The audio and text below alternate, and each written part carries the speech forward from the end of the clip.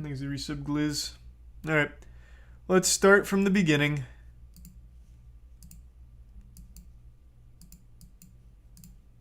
This has been like my most anticipated show of the entire year.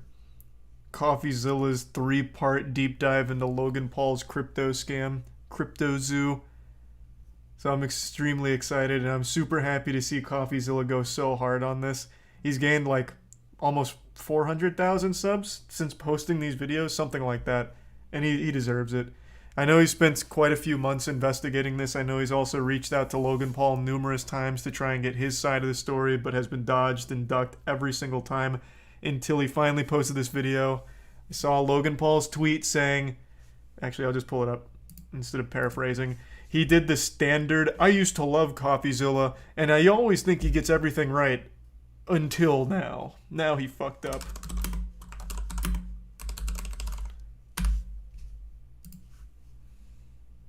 Like, this is very cookie cutter. Somehow, every single time Coffeezilla talks about some kind of big scam like this is always the response. While I generally appreciate Steven's creative genius and exceptional work ethic, I mean that, this one is simply not true. When appropriate, all bad actors will be exposed, explained, and held fully accountable. I'll speak further on Impulsive January 3rd, which to me reads more like an advertisement for his podcast than anything. But I always just love this first line because this is boilerplate at this point. This is what everyone says when Coffeezilla makes a video about them.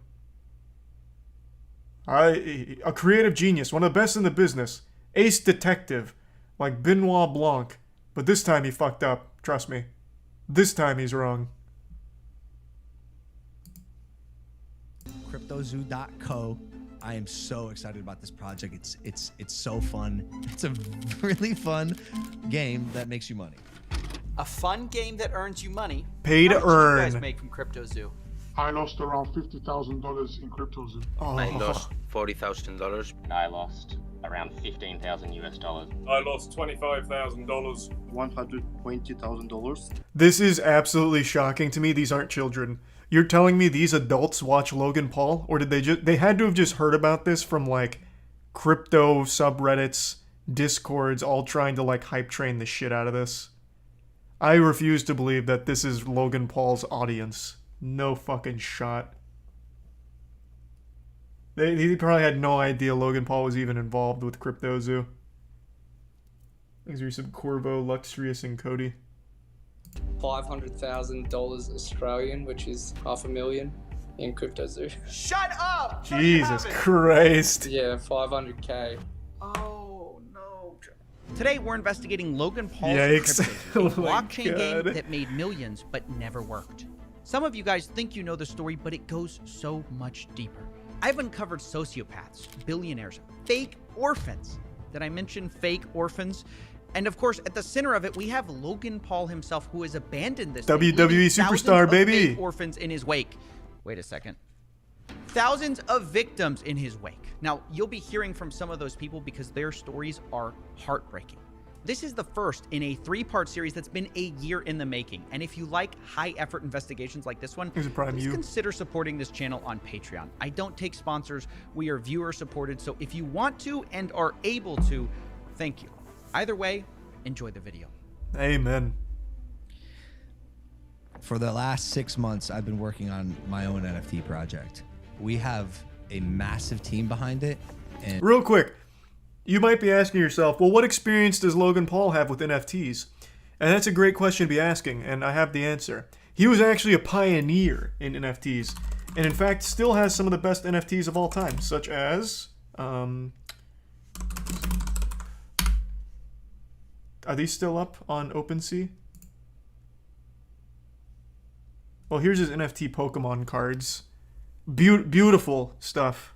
Obviously, very high quality stuff. And, I mean, only $10,000 for that. So, I mean, reasonably priced as well. Where are his... He used to sell clips. So you could pay thousands of dollars to get an NFT clip of him boxing. Which was a fucking bargain. Honestly, just giving it away at that price. You get like 15-second Twitter clips of his boxing matches. Where are they?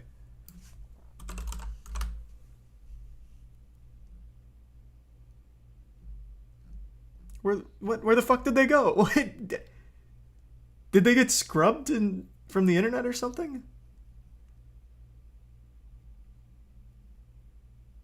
What the fuck?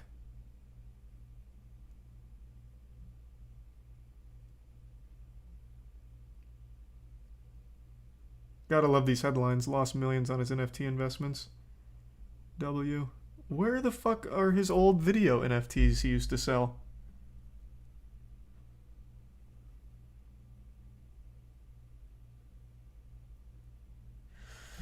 Okay. Well, that's a shame. No, but at least you got to see his NFT Pokemon card.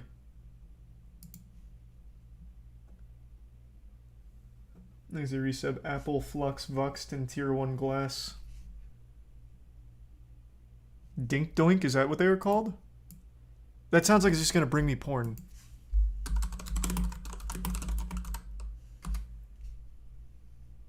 Logan Paul allegedly helped create the new Dink Doink cryptocurrency scam. Oh, I remember this one.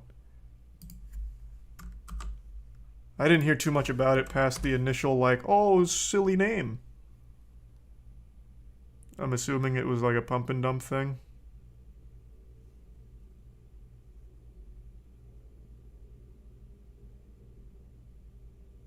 Huge. Where the fuck? I'm so upset that he got rid of those videos.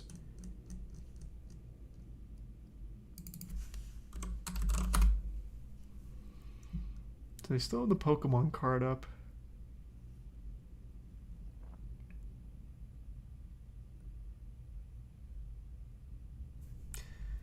Oh, wait, here. No, this is Jake Paul doing it. Oh well. It'll just remain as a memory. Coffee talks about it in the video. Oh, okay, good. Thank God. Thanks, Resub Rectum. And are probably out of pocket like $1 million just because we believe it's going to work. September 1st, cryptozoo.co. We don't scam. That's I've fine. never scammed anyone before. Logan cares extremely deeply about his audience, loves his audience, loves his brand, doesn't have to scam to make money. True, but you make a lot of money doing it, I imagine, so. Welcome to part cookie one, jar the was too million-dollar appealing. mystery that began this whole story. Like many people, I first heard about CryptoZoo from a podcast Logan runs called Impulsive, which was the experience of a lot of people that I spoke to. So I first heard about it on the Logan Paul podcast. Impulsive, I think. It was off one of the Impulsive episodes. The thing that I'm most excited for, and this is the first time I've ever said anything about this, for the last 6 months, I've been working on my own NFT project. I think there needs to be a fresh take, and this project that I have is that fresh take. Now look, at first, Yep, I was let's just as go. surprised at this pitch as anyone else because I just got finished roasting Logan for a different coin called Dink Doink, which is fans Doink. lose money on. I'm a Dink Doink fan. Dumbest I've ever seen. That's why I'm all in. It's comedic, it's fun, it's comedy. Now look, I know Logan and his friends tried to make it look like Dink Doink was all about the memes, but it turns out they secretly were tied to the project, and Logan created the Dink Doink character himself and subsequently abandoned that project. So if you invested in it, you got blasted, and Logan rightfully took a lot of heat for Dink Doink, which is Huge. why I was surprised when he seemingly immediately jumped into another crypto project. But Logan insisted CryptoZoo, it was different. It wasn't his friend's project this time, it was his. And it wasn't even a project at all. It was a game that could earn you money. I'm excited to launch. Called Pay to You Earn. keep using and you Or, just did it Jesus, again. You keep play to using a earn. word there. Game. You're not using like a project. It's a game. It's a game. It's a really fun game that makes you money. Now you might be wondering, how's it possible to earn money from a game? Well, let me try to break it down for you. This is how it was supposed to work. You started by buying this crypto token called Zoo, which is their in-game currency, and you use Zoo coins to then buy egg NFTs, which you can then hatch to become animals. You then can breed those two animals to become hybrid animals. For example, if you breed a gorilla What a and fun-sounding kitten, game. you get a gore kitty. And the more rare the NFT, the I get to higher breed the daily animals? yield Sign of me Zoo up. tokens that animal earns you every day. Theoretically, it works like almost like passive income. You can then burn your animal NFTs to release the zoo they earned back to you, and from there you can invest it into eggs or just cash out. Now, some of you of the Egyptian persuasion might notice some triangular qualities No, that's a to this game coincidence. description. But let's not be too quick to judge, because remember, there are a lot of NFT games built on this model. It's called play to earn. Yes, now, sir. Logan admits that there are other games like his, but what's going to really make his stand out is that other games have randomly generated assets. His game has handmade art.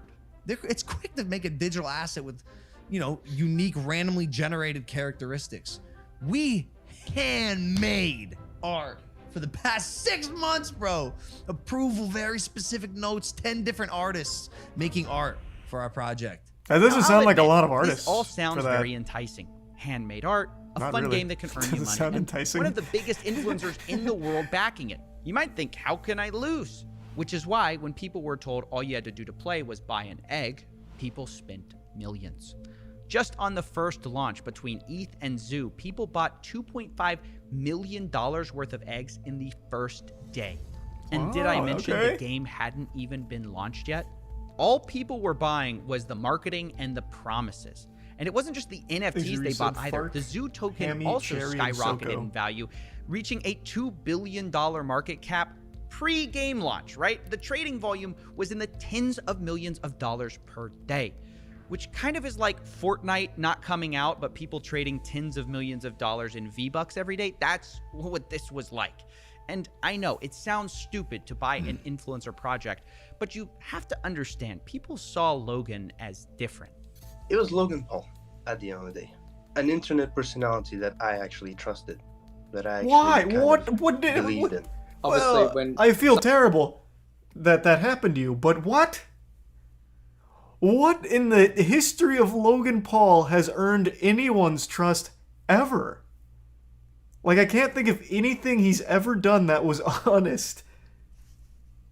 Like, I legitimately can't. Except for him saying that he made a repeated lapse in his judgment when he filmed a dead body. Like, that's like the only thing I can think of with like honesty associated with Logan Paul.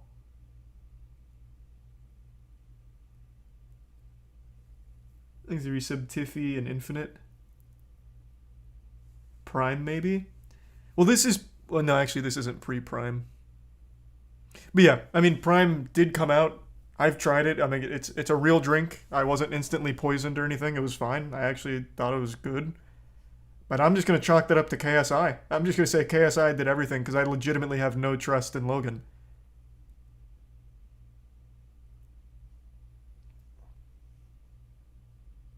someone so influential releases something, everyone wants to be a part of it.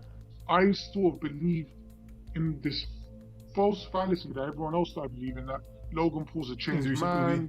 I thought it was a safe place having a guy like that identified, like Logan Paul being the head of the project.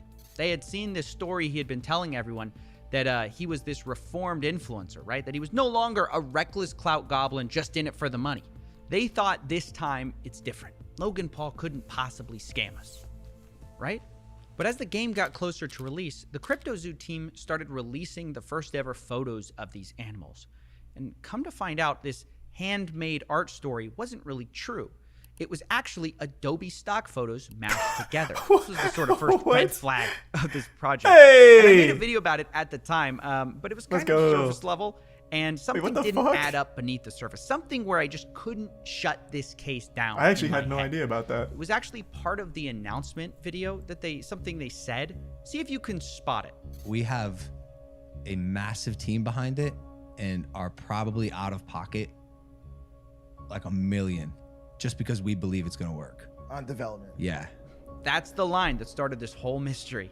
We spent $1 million on development. I couldn't get this out of my head.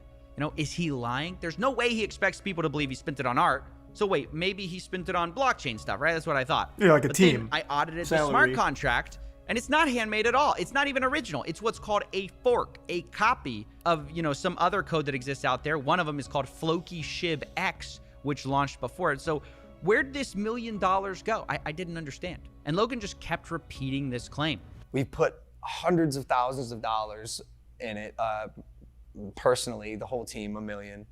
plus. Now, at the time I'm looking into this, there's a Is it fun? teaser You going said around for Bunyan. Hatch You Day, said Jukebox which is and the day Ruthless. you can hatch your egg NFTs. And it kind of symbolized the true launch of CryptoZoo. So I thought, maybe this is it. Maybe this is where they spent all the money on their game.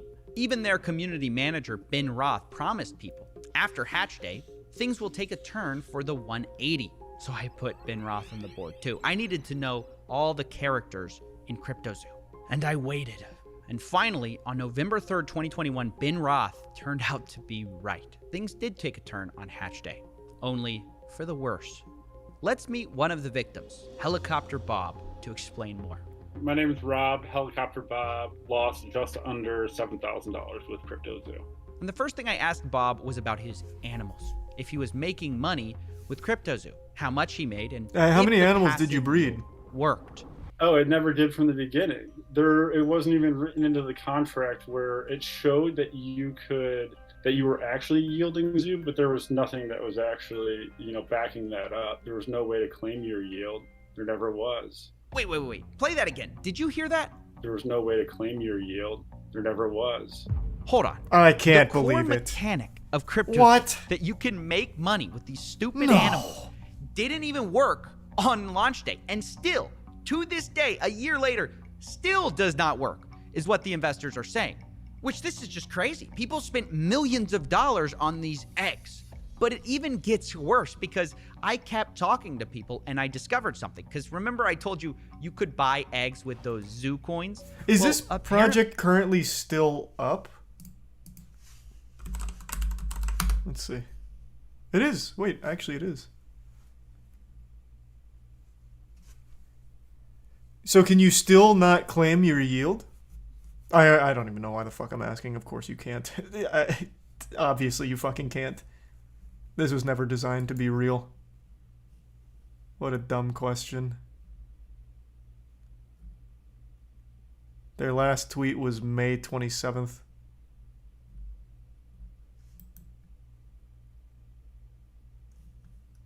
They also made it so you could buy them with Ethereum. And on the day of selling, about half of these purchases took place with Ethereum. Only it turns out for the people who spent ETH, not only did the yield part of it not work, did the NFTs not pay you, you also couldn't even hatch them. So I acquired a bunch of eggs, and I actually want to play the game. I didn't acquire the eggs with the intent of keeping them. I actually wanted to hatch them and see what I got out of them and play in this ecosystem that's... I am sorry this happened to you, my friend. What compelled you to want to play this game? There is no game. The game is you buy an egg, and then we give you a stock photo of what this animal might look like with a goofy nose. What is the game? Like, the only reason anyone would have ever put money into this is off the hope that they're somehow able to make a payday out of it. Like, cash in their yield for some kind of profit. There is no, like, actual game mechanics. It is, here's a couple pictures you can look at. That's it. That's fucking it. Jesus. Just the worst Pokemon. It's not even a Pokemon at all. Like, even, let's take a card game. Even a card game has game mechanics. You play against someone, there is a goal, there is something you do, there is an actual gameplay element to it. Here, the gameplay is you hatch an egg, and we combine this photo of a moose with a photo of my cat. And that's it. And now you have played our game, and now you can either choose to keep that picture and hope it appreciates in value, yield some more zoo, or you burn it to acquire your zoo. Those are your two options, neither of which constitute a game. Jesus Christ.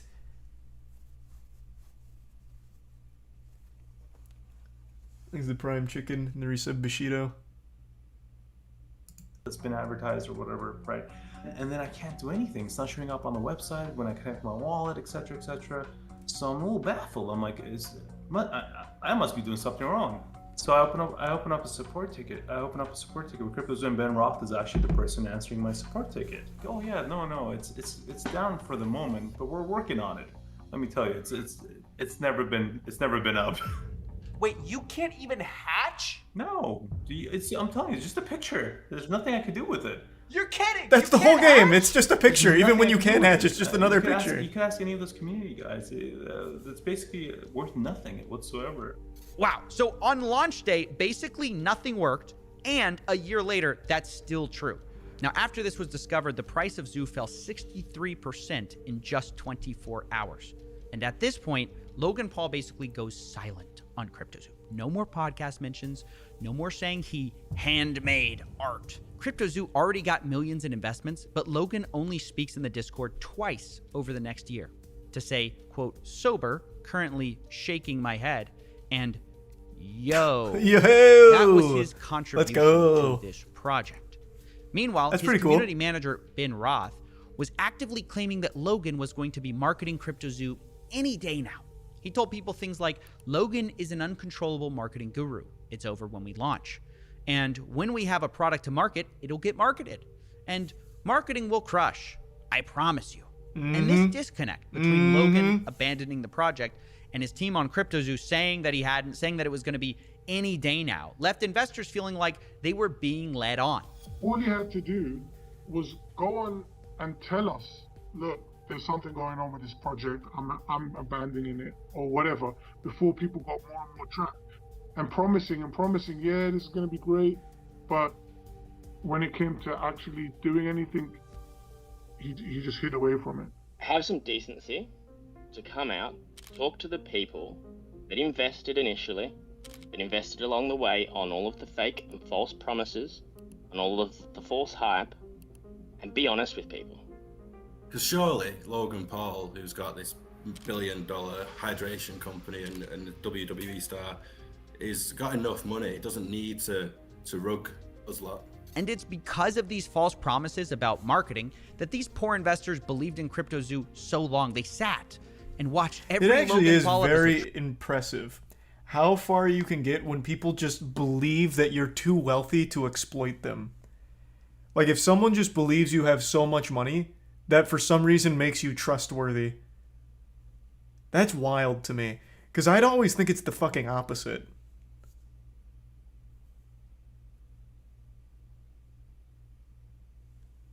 Thanks to the tier 1 Zed, and the Prime Mac, and the resub Giuseppe.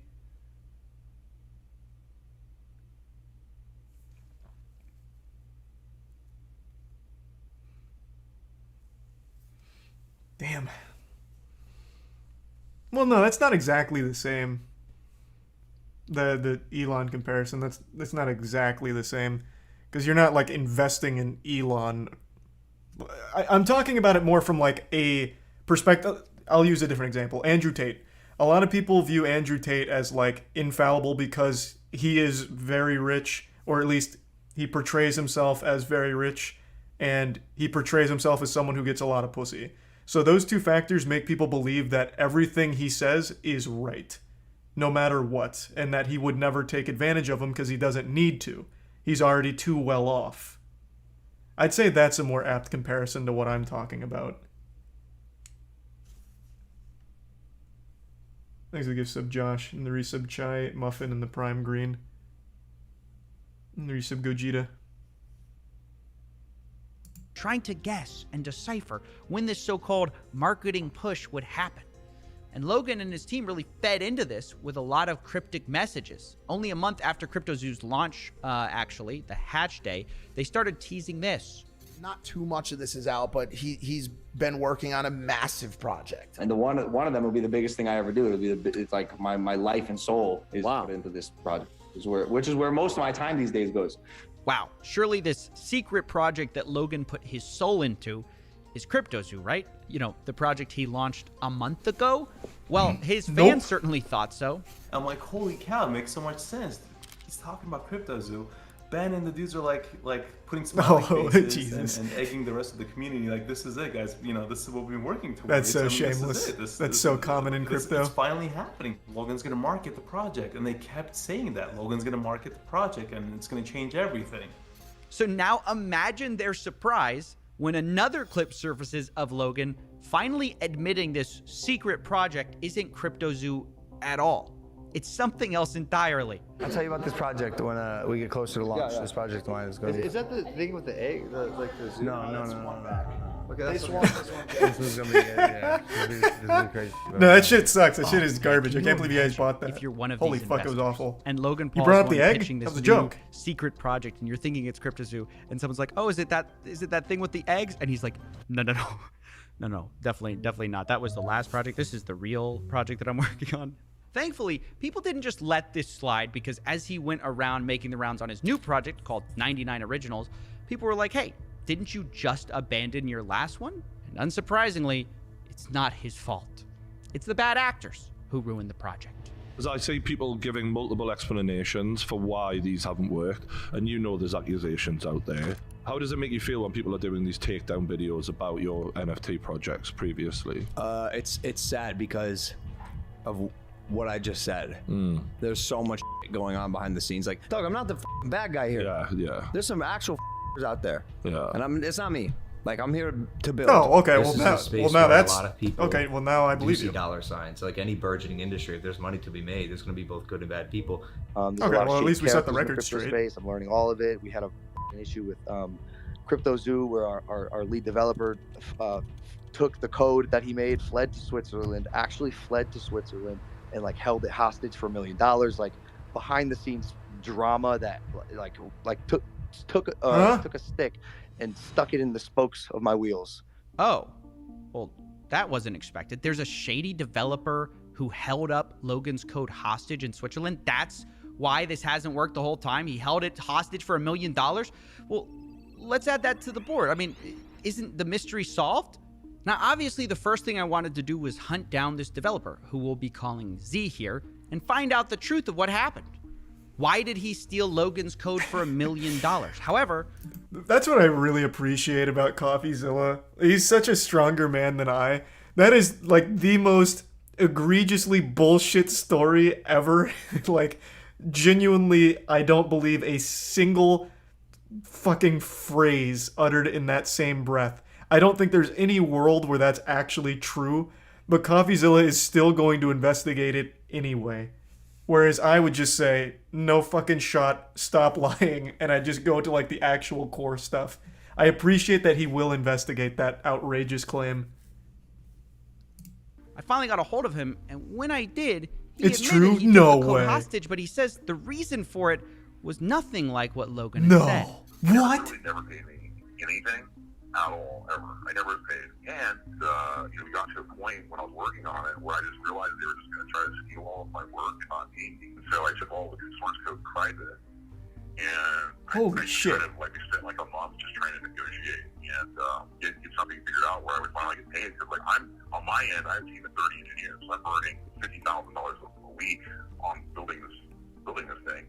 What? Building what? You take a picture and you have your stock photos that you mash together to make a new picture when it hatches. Where is $50,000 a week going? Where? How? Holy shit, this is outrageous. But I am beyond shocked that this is at least a half-truth. So the guy did flee to Switzerland after holding the code hostage, but it was because Logan didn't pay him or the team. So he was telling a half-truth on the situation. I can't believe any part of it was true. That is already quite the twist for me. And the only thing they brought to the table were a bunch of Photoshop JPEGs. So Z claims he wasn't blackmailing anyone. He had to hire a team to develop this whole thing, and he just wanted to be paid for the work they did. According to him, they negotiated a $1 million payday for this whole project. And from the second I heard that, I thought, oh, that's interesting, because Logan claims he spent $1 million on this whole thing. And this developer saying he's owed $1 million on this project. Now, I didn't want to just take one person's word for it, so I later confirmed with another developer who worked for something called the Blockchain Center that he also hadn't been paid. We've been paid nothing. I would have loved to have Zoo, but I don't have any. So that's multiple sources working on the CryptoZoo team project who were not paid. Now, obviously, these are big accusations, which is why I wanted to confront Logan Paul on them. But unfortunately, we're not exactly on speaking terms. So I wondered, how could I speak to Logan without speaking to Logan? And that's when I found out there was someone who might know just as much about this whole story. And I will explain everything goes one to, day with my manager, who's like Mike. in Is that charge his name? now. Logan Paul's manager, a guy named Jeff Levin. Oh, Jeff. He might be Fuck. just what we need Jeff, to not settle this whole thing. So I gave him a call. Hello? Hey, Jeff. Hey, sorry to bother you. This is Steven with Coffeezilla. I'm calling because I've heard reports that CryptoZoo hasn't paid their development team, and I'm just reaching out for comment before I do this story. I got your number from one of the development team, and they just wanted to. I just want to follow up on that. I have no comment for it. Okay. Oh, well, fair enough. Are you guys Okay. denying it, or are you saying it's not true? Just no comment. I don't think that the information is true. Okay, because they're saying $1 million hasn't been paid in development for CryptoZoo, and Logan Paul said publicly that it has been paid. So, I mean, it's pretty serious accusation, and obviously, I don't want to just run a story. If you guys have a whole side I to know, your but story here, your job as someone that is reporting news is to actually verify correct news. Well, that's Right, what that's he's why trying. I'm calling you. I know, and that's legal grounds for that stuff. So I'm just telling you, legally, you have to report correct news with verifiable information. Right, that's why I'm calling you. They've given me a Yeah, lot and of I'm- things. What? Where's? What the fuck is happening? Okay, you can have the evidence you want, but I'm just letting you know, if you report anything on us, I appreciate your business, I appreciate you as a person, and I'm just telling you, from a legal standpoint, as we've been advised always, is if anybody reports What? fake news, that's where we won't. Then set the record This straight. call was- What? What? Is everyone around Logan just a fucking idiot? Like an actual bumbling buffoon? Huh? That is why he called you. You could have absolutely just, if it's not true, shut it down. Or tell him, yeah, it's not true. I wasn't aware of this. We can go ahead and get some material together to prove that it's all fake. Bang. Right then and there. You don't have to immediately tell Coffeezilla all the evidence or anything. Just say like, hey, it's not true. If you can give us some time, we can get together all the material and send it your way to prove that they're being dishonest about the information. Simple. Jesus Christ, Logan, hire me as your manager. Jesus. Could have saved you a massive fucking headache if this is all fake. How can you be so dumb? Thanks to the resub Linux. Ooh, hey Frederick, goddamn. Thank you for the 25 gift subs, Frederick. Well, I hope you're having a great holiday. Hey, happy holidays, Chase. Good to see you, man. Thanks to the resub Rick and Machine. And the bits, Shawnee.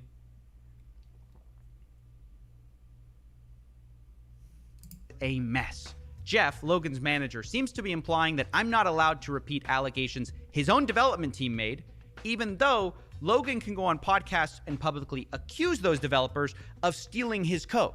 Not only that, he's the one who refuses to provide any evidence, but seems to sort of be implying that maybe we'll sue you if you tell this to anyone, which he then denies doing when I ask him if that's what he's doing.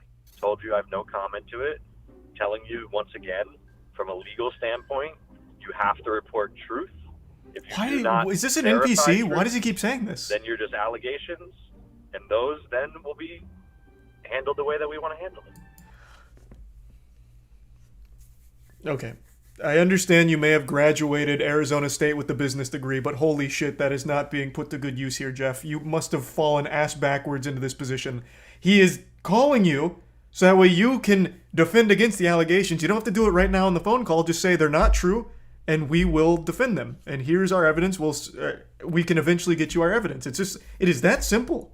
Like, it is that fucking simple. How dumb is this guy? Like, oh my god. He is calling you because he is trying to verify it as a trustworthy source. He wants the whole story. And how the fuck else is he supposed to verify it without talking to you? The team, the people behind it, the ones who now have the allegations. You are the only ones that can verify the authenticity of the claims. He can't go to the Better Business Bureau, who's somehow going to be having all the fucking answers to this. This guy is so dumb. He is so unbelievably dumb. And then making that like a sly little threat about it.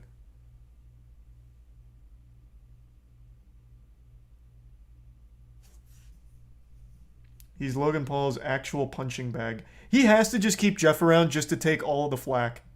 That's got to be the only reason. He's like a little public spittoon for Logan Paul.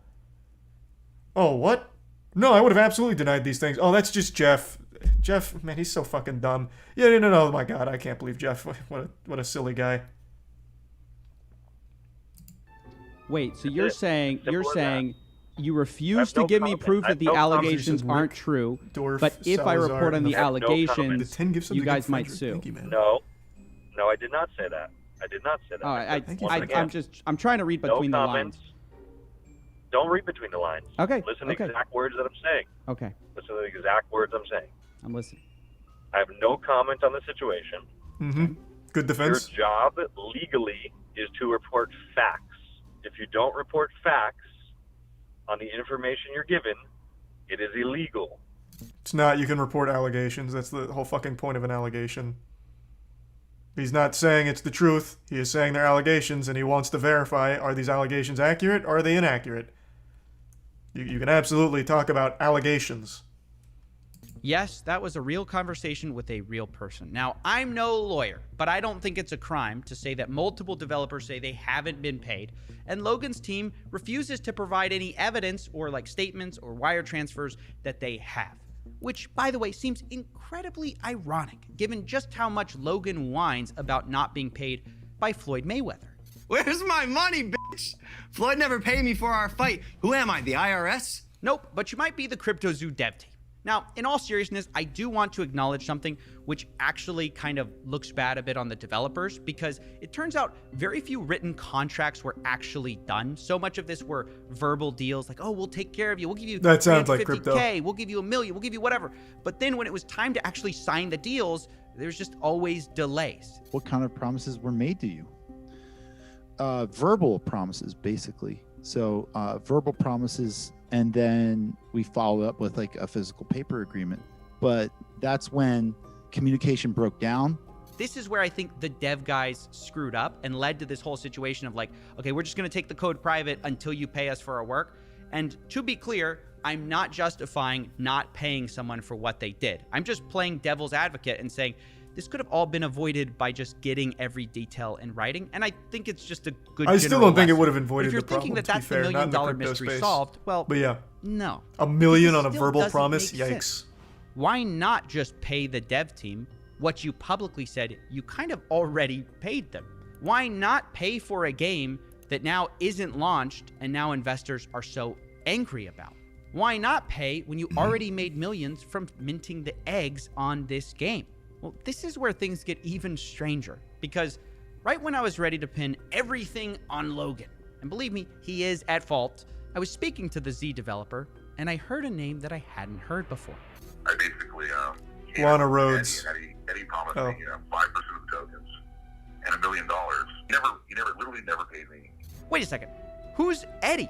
I thought that all of this was Logan Paul. I only put it together when the Blockchain Center guys also said a similar thing about their deal. They said they were promised $350K and it was Ibanez. They say they had no communications with Logan.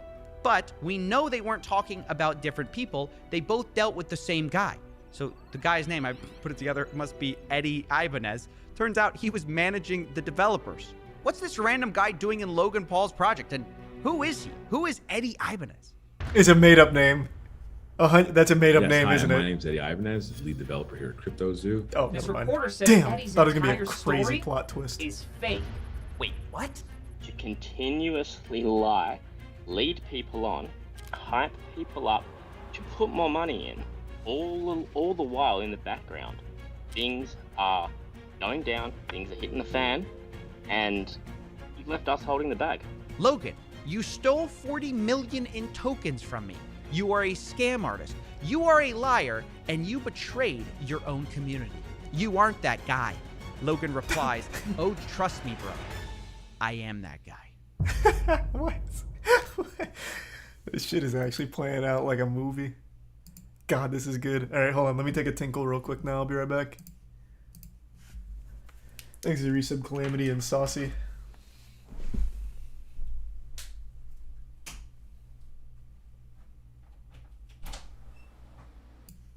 For the last 6 months, I've been working on my own NFT project. CryptoZoo.co. It's a really fun game that makes you money. I lost around $50,000 in cryptos.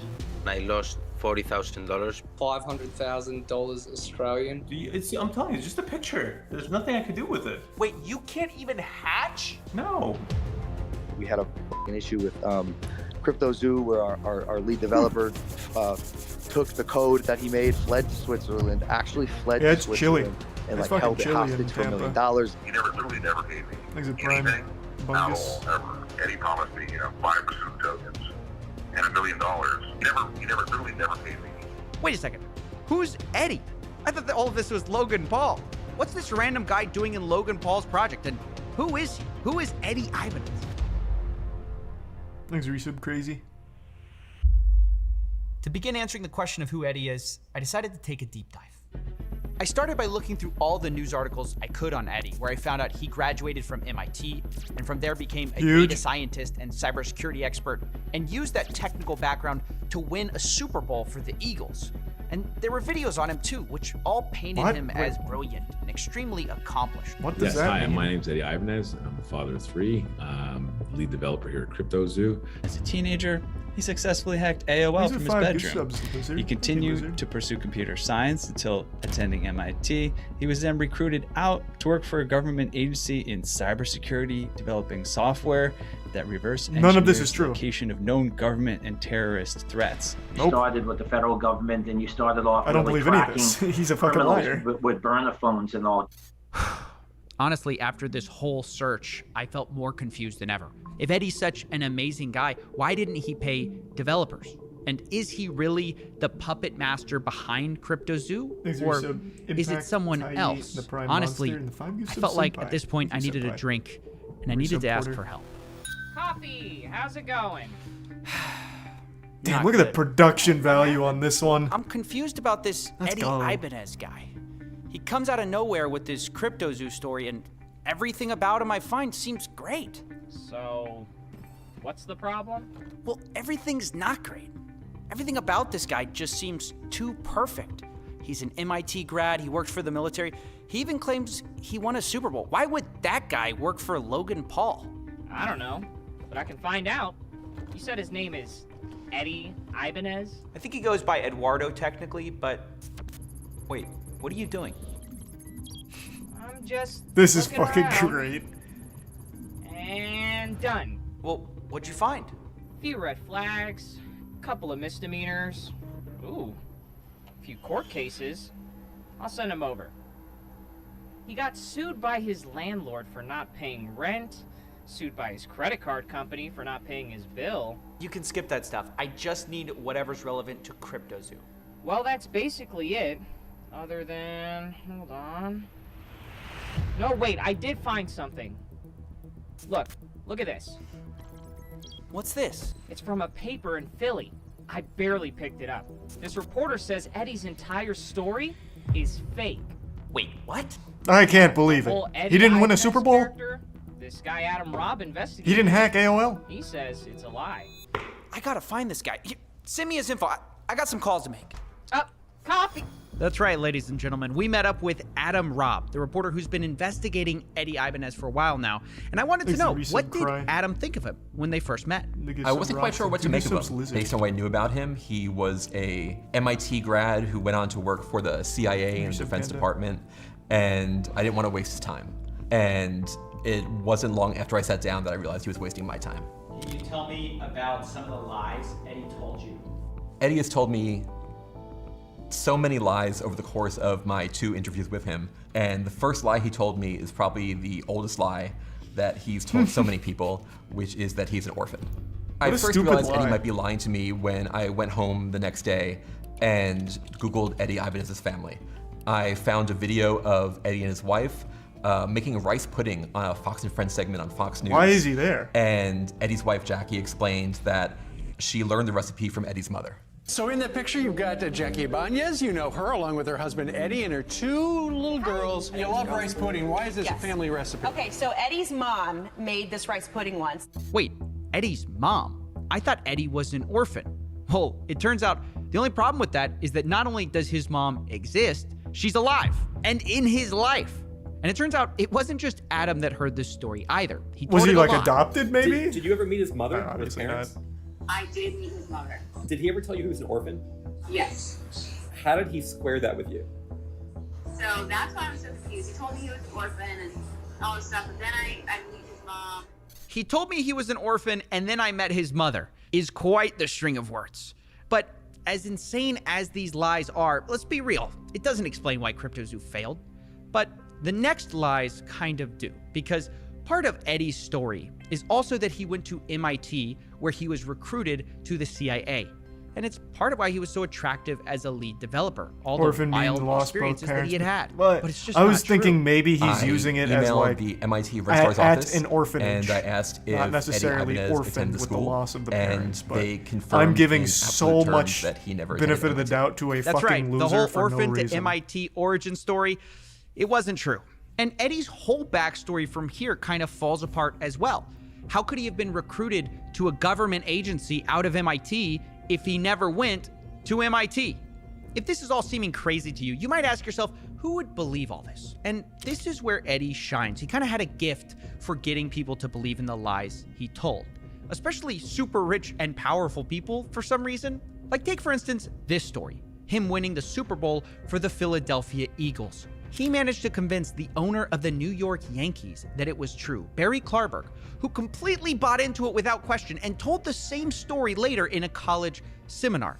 Let's jump right into the work that you did for the Philadelphia Eagles, which led to a Super Bowl championship, led to you getting What a work Super did he Bowl claim ring. to do for the Tell us Eagles? exactly what your job was to do for them and how it worked out.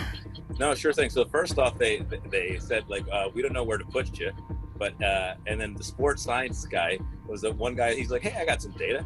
I'm interested.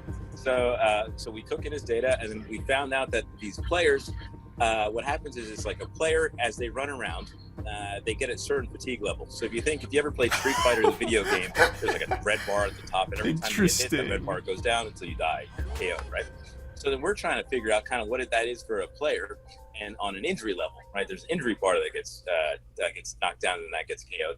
This is insane. He convinced an owner of the I Yankees thought that he won a Super Bowl. So I initially, and this was foolish, I initially thought his claim was he personally led them to the Super Bowl win. Like, he was on the field, and I thought that was such an incredible attempt at lying, because that would be very easily disprovable, but I would have so much respect for the cojones to try and tell that. Oh yeah, I was actually the quarterback for the Philadelphia Eagles in 2018 when we won the Super Bowl. This is a little less cool. He's just like, yeah, I was actually the guy behind the scenes. That's not as exciting of a lie. I could see why people would believe that, kind of. Yeah, I thought it was going to be like, yeah, I scored the game winner. I was the one that dove into the end zone. So that's a little sad. I think he should have gone harder. Make it sound like he was on the field. Thanks to the resub. Wolf, Court, Butters, Rock, and the Prime Reverend. By turning sports athletes into Street Fighter characters.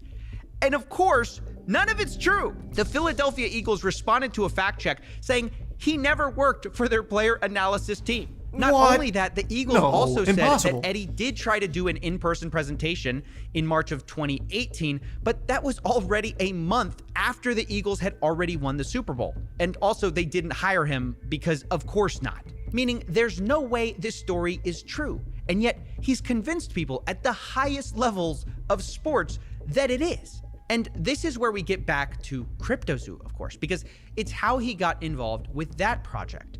Remember Jeff Levin, Logan's manager, Oh who my spoke God. to last time? Well, Jeez. he also spoke to Jeepers. Adam Robb. And when he told him the reasons he liked Eddie, they sounded very familiar.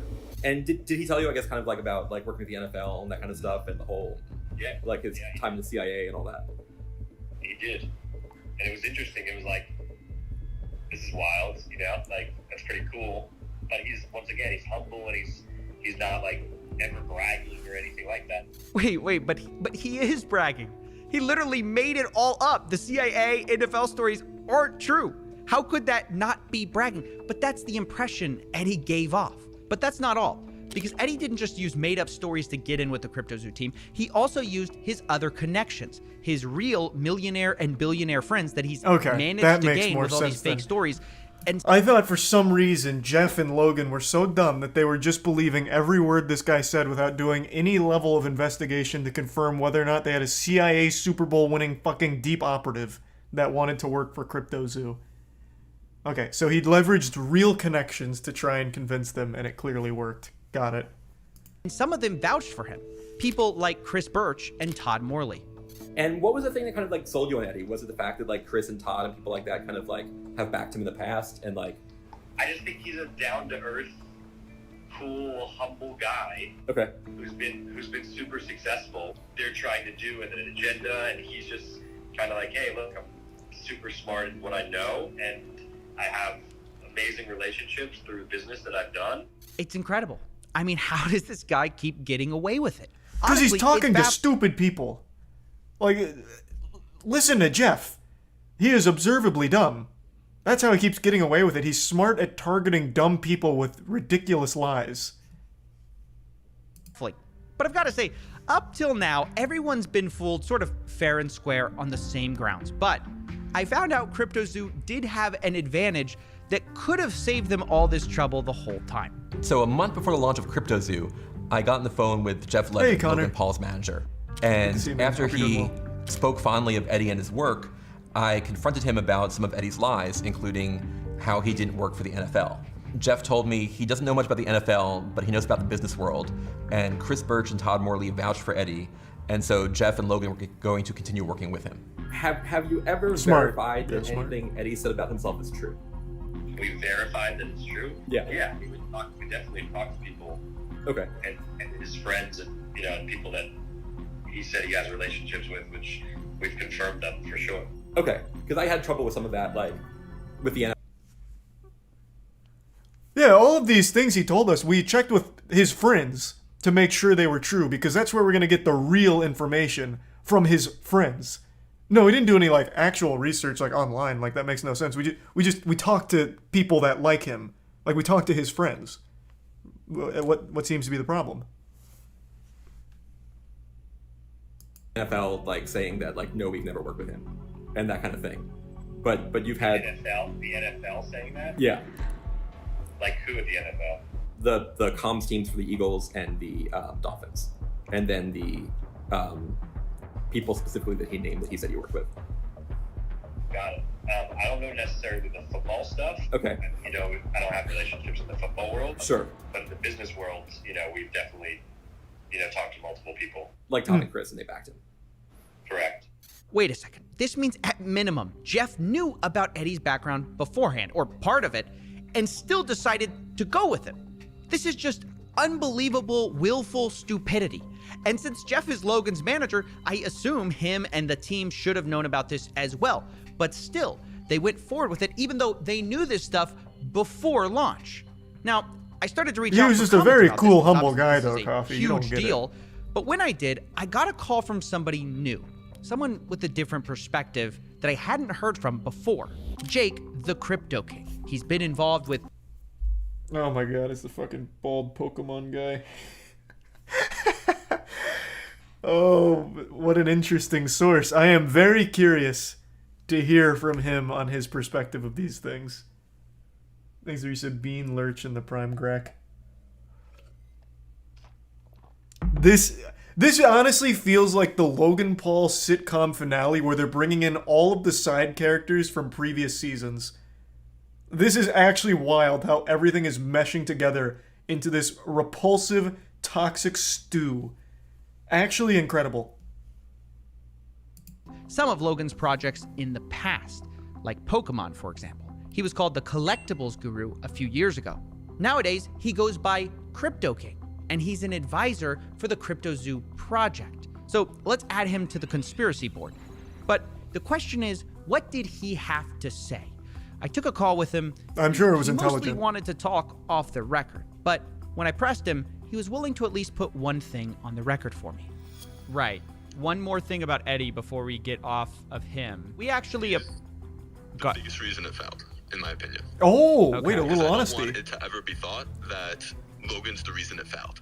He's not. Logan wasn't smart enough for what he tried to build, and then when it was built and was failing, didn't have the ability to correct it and to save face and reputation. It was more convenient to pull out than to be associated with a failing project that the dev rocked. So I could put that one sentence on the record. Well, that is certainly emphatic. Crypto King says it's all Eddie's fault. And this is a nice, neat theory for us. You know, Eddie ruined everything because, yeah, Eddie is a liar. So it does have a lot of merit to it. I think that is very plausible. I don't trust the source overly well to tell the truth about things, but it does make sense. But I also love the way he phrases it, that Logan wasn't smart enough for what he was trying to build. My guy, he was building a picture book. His whole project was, here's an egg, which hatches a picture of an animal. And then it hatches another picture of an animal combined with another animal, all stock photos. You don't have to be that smart to just take fucking PNGs and dump them onto a service. And yet he's still saying he was too fucking dumb to crack that code. So it does seem to explain how these developers got screwed. But this theory doesn't fit all the facts, because Eddie was kicked off the team months ago, and still the game is not working, despite Logan claiming they were going to go back and fix all the problems. Again, retroactively working to make these projects right, and that just takes time, bro. It just takes time. Development takes time. Working backwards to fix things, which isn't ideal, but also this project will speak for itself. And now, you know, we're working the chess will speak for itself. to try to fix it. This just it has hasn't spoken for happened. itself, and Even it's squealing a year in pain. from launch, the game just doesn't exist. What's worse is the newest dev team, who came on after Eddie, just quit. And one of the reasons was they hadn't been paid for over a month. I know this because Logan's team is leakier than the Titanic, and someone told me that, but we also have blockchain evidence. This is Jeff paying BlockOps, the company Good they man. hired out on July 19th. They were supposed to redo all this work. It's confirmed by their leader, Skip, talking about a first monthly payment on that day. But after that, there's nothing until they quit on September 26th in a post called Our Departure from CryptoZoo. Now, I do have to say, it does look like they were eventually paid, but only a day after they quit. And this is just the same problem as before, slightly different. Nobody can pay these devs on time, and investors end up getting nothing. And so I can't buy into the idea that Eddie's at fault for everything, because when Eddie was gone, they had a lot of the same problems. Now, it was only at the point that this dev team quit, BlockOps, that things really took a turn. Because if the Titanic was leaking before, now it was sinking, and everyone basically gave up hope. You know, from every direction, I started getting messages from all the investors who felt betrayed, who up to this point were they holding gave up on on to the hope. project? Now they felt They were defeated. just about to They make felt money on it, tricked though. by the CryptoZoo team who had fed them promise after promise, and they were sick of it. He was never in the chat or anything, never apologized or told us anything. Things didn't work out. Forsaken, Things Alex, didn't work and 5 give subs again, You'll Senpai. get that. But to continuously lie, lead people on, hype people up, to put more money in, all the while in the background, things are going down, things are hitting the fan, and you've left us holding the bag. I know it was my decision, and I did my research, but I believe nobody has to lose money in this way. And that's when a whistleblower stepped forward and decided enough was enough. They decided to leak me messages, team messages, from the CryptoZoo team from all the way back in the beginning when they thought of this idea, all the way up to launch. That's juicy. And seeing that, it changed everything. Because all of a sudden, I got a lot of new information. Remember how Jake, the Crypto King, said Eddie was the only problem? Well, a year ago, he was saying something very different. On the day of launch, he said this to the group. Logan, you stole 40 million in tokens from me. You are a scam artist. You are a liar, and you betrayed your own Logan wouldn't community. do that. He wouldn't You do aren't that. that guy. Logan replies, oh, Jake, trust me, bro. I am that guy. You're gonna take the story. Yeah, I'll go on the record for you, and yes, I'm gonna show you the text message that say we can sell at these ascending market caps, and that it's not like I was trying to rug a project. It's like I put $250,000 into a project plus 6 months of time, and the founder never did anything he said he was going to do, and then hired a bunch of devs that didn't do what they were going to do. Oh God, I really don't like that guy. Jesus, this is the Pokemon guy. This is like the slimiest fucking guy. I swear to God. What do you mean you put 6 months of time into this project? You weren't coding, you weren't doing anything, you were just looking for the payday. What do you mean? Not that there's even like a lot of coding to be done with a project like this, considering they just took a fork, right? Like I'm getting heated. I'm getting heated. And I haven't even reached the conclusion yet. I just really don't like that guy. To do. And every time I gave advice, the advice was I was told. So there was nothing illegal about that. Ethically, arguable. The rest that Logan did to me was ethically wrong and illegal. Fucking huge. Now the conclusion. God, I'm so glad I waited for all 3 parts. I would be so on edge waiting for these day by day. God, Coffeezilla fucking crushed it with this. This is a much more interesting and deep scam than I ever expected it to be.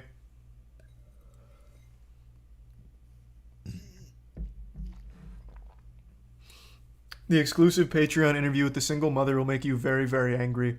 Chat told me about that a little earlier. I heard. I'll say it again. I always hate that real people that aren't wealthy crypto bros lose money on shit like this. I really do. But like, god damn. When they say things like, I did research on it and I wanted to play the game, I believed in it because Logan Paul's already wealthy, it's like, you were literally asking for it. All of the writing was on the walls. At no point during any of the pitch of this game did it ever seem like a real project.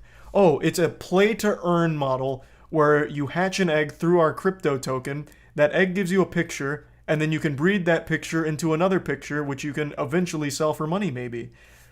Like, what about that draws people to it? I don't understand. I actually don't get it. I do feel very bad for the single mother. I'm assuming she had no fucking clue at all who Logan Paul was or anything about this. I think chat said she heard about it from like a financial investment guide or something like that. So I'm assuming it was just one of those things where it's like, damn, I really need money and I'm just going to trust this guide or this resource, and ending up losing a ton of money would be my guess. It's very, like, it sucks. It is tragic, but goddamn, come on. Like, it's just right under your nose. Ugh. I don't ever think it's people thinking they're in on the scam or early to the scam and profiting. I really do think it's people blindly just believing, praying. They don't want to be the person that misses out on the next big thing. The fear of missing out compels them to put it in regardless. Money they don't have to lose, in the hopes that somehow they're there early enough that it turns a profit no matter what. And that is just never the case. You are never going to outlast or outscam the scammer. Like, just play RuneScape for a month and you'll learn that hard truth.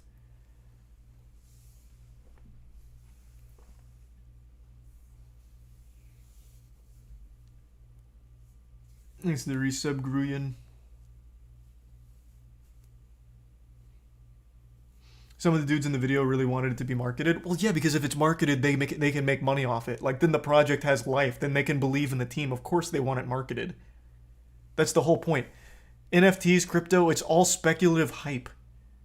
That's why it was such a big thing with crypto bros on Twitter, because it's just all artificially inflated through the perception of hype. And nothing else. There's never anything else.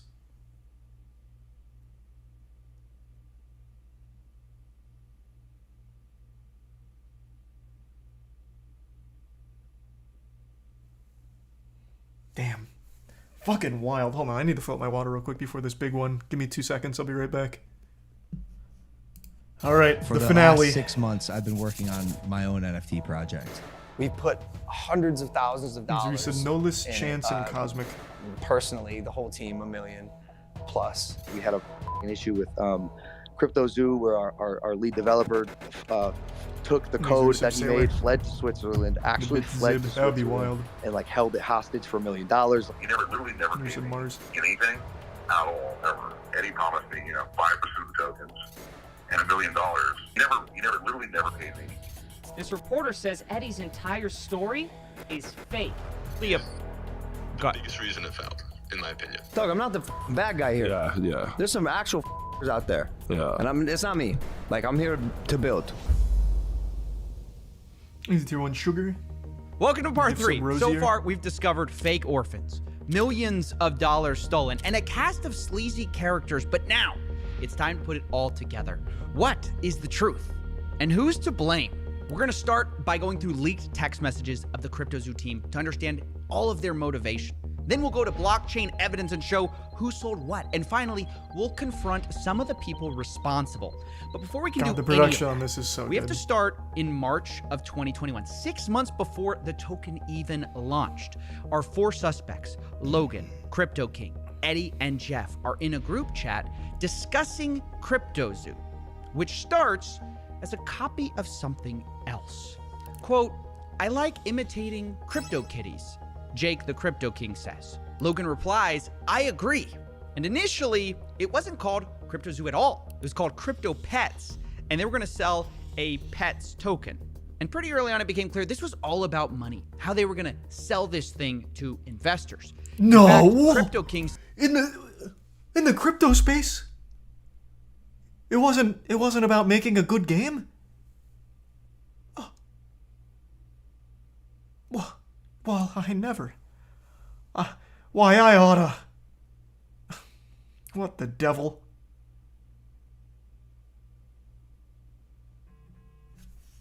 said he thought it was worth at least $20 million in only 6 months, saying the range is insane. $20 to $210 million. It's beautiful wherever we land. Eddie jumped in at this point and talked about how he could sell the project as an investment to a friend, Matt Higgins, saying, quote, he has to spend that $350 million somewhere. Why not us? And Logan says, I love that idea. Crypto King, I'm in. Oh, and thank and you of for the course, you raid, have Pack. I'm sorry I Jeff didn't see that. I saying, didn't hear it let's go go. off. So you can see right there, Thank you, they Pack. Hope wanted you to had a sell great this stream. game before it had even launched. Now later, Eddie amends the list of investors and says, quote, investors will be Gary Vee, Todd Morley, James Altucher, Ryan Kavanaugh, and others confirmed on my end. Supposedly, they had $100 million of investment interest. Now, I actually went to some of these investors and asked if this was true, and the one person who responded denied it, Ryan Kavanaugh. Quote, nope, not even a little bit. So this looks like it could be yet another Wait, what lie was the from Eddie second Ibanez. message? Wait, hold on, let me take a peek. I haven't even heard of it until recently. Huge. Hey, hats off to Ryan Kavanaugh for responding here. Of course, he could also be lying too, I suppose, since he obviously did hear about it and the negative connotation around it. He could be just trying to save face. It's possible. Doesn't really matter anyway at this point, but it's just nice to know that, once again, this is most likely just a lie from Eddie. So this looks like it could be yet another lie from Eddie Ibanez, but either way, it looks like there was more issues than just finding investors because... Oh, wait. That's the same Ryan Kavanaugh that owns Triller?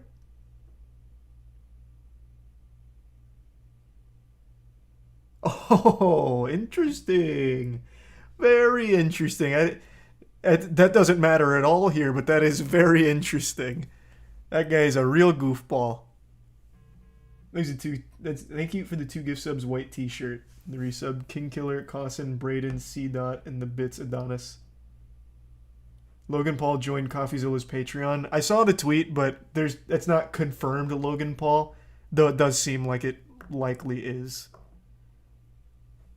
Thanks for your sub, Rosier Spud, and the gift sub, Reejmar. The team wanted to pre-sell tokens, and not everyone was sure it would be legal. Jake the Crypto King mentions that, quote, if we have a pre-sale, it opens us up to SEC issues. And Jeff agrees and don't says, want that. Don't want to do anything that brings the SEC eyeballs. Now, not everyone wanted to be so cautious, though. Logan argues everyone does pre-sale with coins. Eddie agrees. He says, you absolutely can do it. I have the SEC down, private and pre-sale. And honestly, it was quite the Classic dilemma Eddie. for this team who Eddie wanted money. W again, do a baby. pre-sale, He's done make it all. millions, but you have these potential legal issues. Don't do it, you make less money.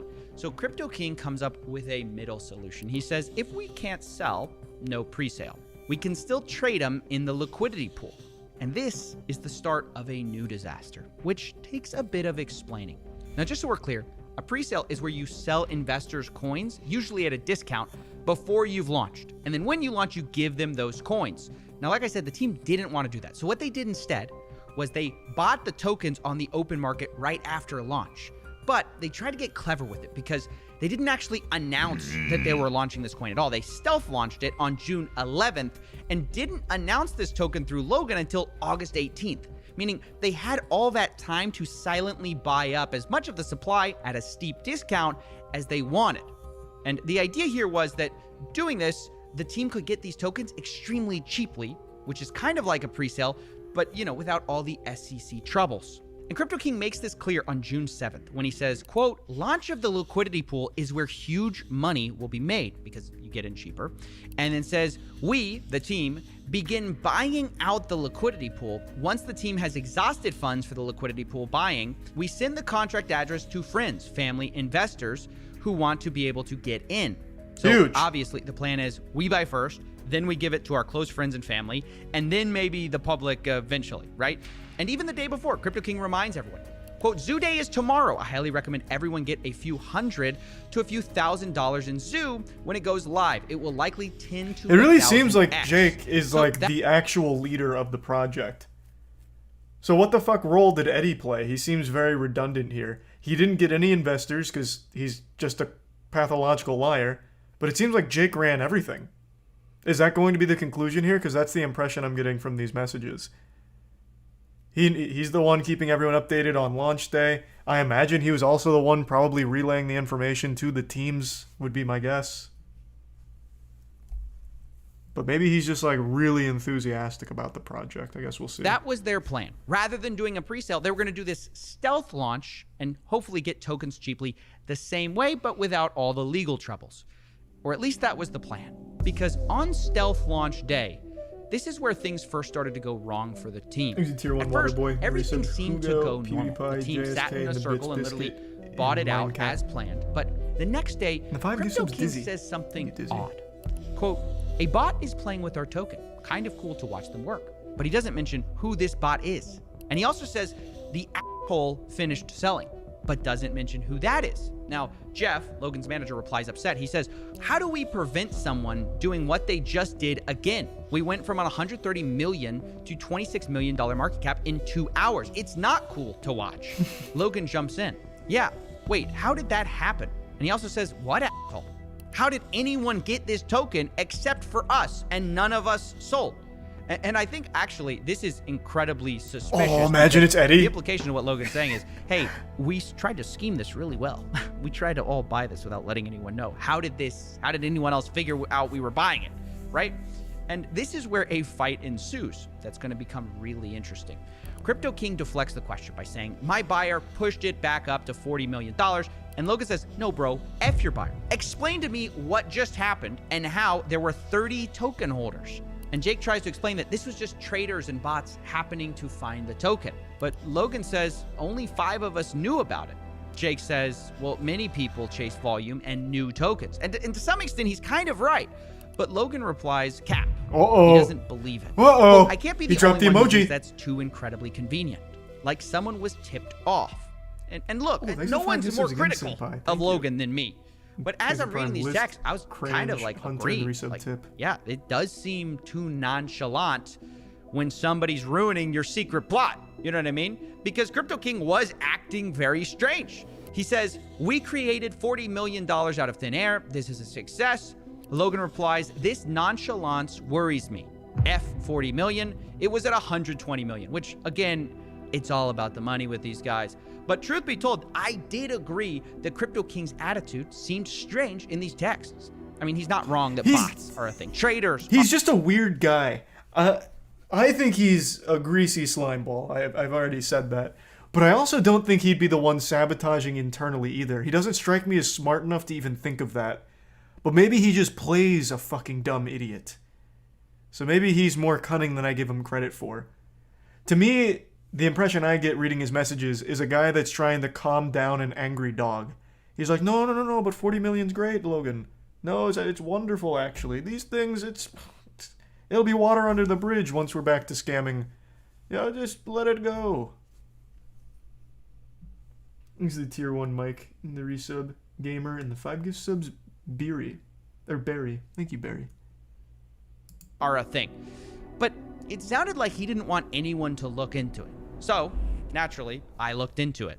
And what I found surprised me, because there were bots, but there's also unusual human activity during this time. So I tracked the 5 biggest buyers of this zoo coin.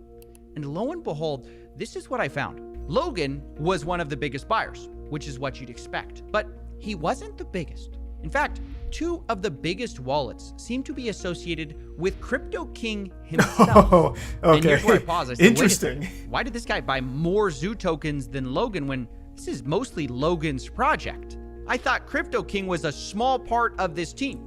And so, to get more info on this, I actually got access to an internal meeting note from the day of June 11th, which they called Zoo Day. And in it, we find actually some interesting information. We see that 5 founders bought in. They apparently were, quote, trading in circles until each person maxed out. But on the list of buyers and how much they spent are only 4 people, when we know 5 people bought. We have Danny, Logan's assistant, for 20K, Logan Paul for 100K, Jeff at 100K, and Eddie at 100K, but Crypto King is nowhere to be found. And yet, on the blockchain, I have him putting in $200,000 worth. And this number, by the way, seemingly is confirmed in a conversation I had with Crypto King, where he said, my 200K investment. And the reason this is important is because it does imply that something shady was going on the day of the stealth launch. Because Crypto King had a relatively small role in this whole project. He was the advisor, but it wasn't that big of a deal. Like you can see from the internal meeting notes, they have a breakdown of who's getting what in terms of founder tokens. And like Logan Paul's getting 51%, Eddie's getting 30%, Jeff's getting 10%. Jake's only getting 5% of tokens, but he has the most of these like stealth launch tokens, which makes no sense. And it got me thinking that maybe what explains this suspicious behavior around like, oh, don't worry about who was buying at the time of the launch. Maybe that's explained because perhaps no one knew that he was buying up large parts of the token supply. Maybe he was buying it to sell later. Now, of course, that's speculation. So that's why I confronted Crypto King on all of this. God, that's so beautiful. Let's assume that's all true. And to me, that sounds very reasonable. Let's assume it is Jeff. He's gone on there like the Crypto Zoo boogeyman. He's now buying up all that shit, hoping to hold it for later, sell it for much higher, without anyone knowing it, and then still playing like the goofball in the chat, like, oh, these weird bots, this is odd activity, but it's nothing to be concerned about, no reason to dig any deeper, let's just be satisfied with what we've got here, you know? And then behind the scenes, he's the one pulling the strings here. What I love is that this went belly up, and I don't think he made any money. He just lost all of the money he invested to try and fuck him. So that's beautiful. Maybe I'm wrong. Maybe at some point there was money to be earned from having those tokens that he stealth purchased, but I don't think there was, at least not based on my understanding of this whole project and its failure. So he ended up just getting scammed by himself. That's what that's my speculation. I don't want any spoilers in the chat. I guess we'll see. But yeah, I do suppose he could have been he could have been able to make out very well. I don't want any spoilers, damn it. Get to that call. Let's address the elephant in the room. Logan didn't accuse Crypto King of being a scam. It was the other way around. Crypto King told Logan Paul he was a scammer. And the question is, why? Well, to answer that, we have to go from June, the stealth launch date, to September 1st, the official launch date of Crypto Zoo. September 1st, CryptoZoo.co. Now, the day of the launch was a bit strange because you might think, well, they already have a token, right? But the first thing they did was actually create a new zoo token with a different code, but the same name. And they actually airdropped all the holders of the first zoo token with an identical amount of those coins on the second zoo token. So you might be wondering, why did they do that? Well, maybe it's to change the smart contract, but maybe it's because of what they did do. They blacklisted some of the holders. In other words, they didn't airdrop to everyone, including Jake the Crypto King. They excluded his wallets so it couldn't get these zoo coins. Jake texts the group about this the next day, saying, quote, "The zoo team made a major error this weekend. They chose not to communicate, mint a new token, and airdrop it to whatever wallets they determined fit. This decision came from Eddie and Logan, and I had no part in it. 11,250 wallets before the airdrop, under 11,000 after. They chose to blacklist and ban over 200 wallets. Now, who those wallets are, I have no idea. But he continues, quote, as a founder like Logan, Jeff, Eddie, and Danny, I had purchased a large quantity of tokens. 5+ of my wallets had been blacklisted from the original team's buys. Now, I don't know why he had 5+ wallets there, but okay. He says 80 because he plus made the billion bots. Zoo tokens were confiscated from me to date without any communication. So, wow. That's why Crypto King accused Logan of stealing from him or scamming. It's because he was frozen out of a lot of his wallets. And then we get to the text you guys all know. He says, Logan, you stole $40 million. You're a scammer. You're a con artist, all that stuff. You betrayed your community. The reality is you aren't that guy. And Logan responds, oh, Jake, trust me, bro. I am that guy. I still love that line. In the arms of an angel. And look, I mean, what do we make of this? Well, I don't know. I can't root for either of these guys because it sounds like Logan stabbed him in the back, but it sounds like Crypto King may have stabbed him in the back in the first place, right? Because it does appear like he bought tokens that maybe everyone didn't know about. So I'm really not a fan of anyone in this situation. And by the way, this whole thing was structured so misleadingly from the beginning. I have to talk to you a bit about it because you might think that these tokens were the only tokens they had, but it's not even true. In the distribution section of Zoo's white paper, they say there's 2 trillion tokens, and a quarter of that are allocated to development, marketing, and founders. Those aren't even the tokens we're talking about right now, because they claim that those tokens were locked up for 6 months, and then afterwards, 10% was unlocked every month. And if that's true, there would be no reason for these funds to be blacklisted, right? Why would you blacklist something that would be locked up? And the answer is because, well, the founders had more than one set of tokens. Not only did they supposedly have these founder tokens that were locked up and couldn't be sold, these stealth launch tokens were different from that. It's like a whole different thing.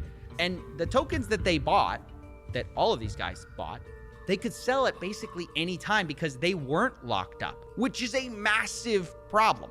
And this fact was explicitly were the other ones laid out even in ever their meeting actually notes, locked up? with only one rule. They say, quote, no selling until $200 million market cap, and don't impact the market more than 3%, and not impact the market more than 10% in a day.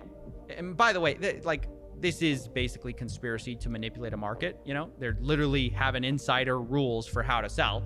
But we're gonna look past that. Right? Not even important. Because these rules eventually kind of changed. A text from Logan's manager, Jeff Levin, came to the group chat, Zoo Founders, Jake's got other saying, plans. guys, new and absolute rules.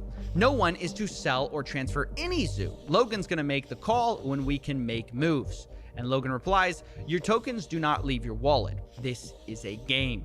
Now, that all sounds well and good. Don't sell your tokens, but the reality was, I mean, they're just kind of trusting each other because these tokens that they're talking about, they're unlocked. They're not locked up, and they could sell it at any time. And I guess the question on my mind is a loaded gun in the dark. Crypto King's tokens were blacklisted because they thought he would sell, or maybe it's just the fact they found out he bought and they didn't know about all those tokens. It's honestly hard to say without knowing more evidence. And this is where we're going to jump into the blockchain. Now, I've tracked the wallets of the entire team and identified the largest seller of Zoo in the team. Gel, And it control, wasn't give some sugar. Jeff. Resub Gato, It wasn't tier 1 Danny. duck, sugar, It and the wasn't prime lads. even Logan. It was Crypto King. Crypto King sold, by my calculations, millions of dollars. And I know what you're thinking. How's that possible, right? I thought his tokens were blacklisted the day of the official launch. How could he sell that much? Well, the answer is that not all of his tokens were blacklisted. He had even more tokens behind the scenes. The bots. And what's worse, okay. the CryptoZoo team actually gave him back a lot of his blacklisted tokens, which I guess you can see as a good thing or a bad thing because he then turned around and sold those tokens, right? And from my blockchain analysis across his blacklisted tokens he got back and the tokens that he had squirreled away the whole time, he ended up making $6 million. Oh, that's sickening. By sending out tokens from these larger wallets to dozens of smaller wallets, selling it, and then sending the money to final cash out wallets. So he used those final wallets to calculate the amount he made.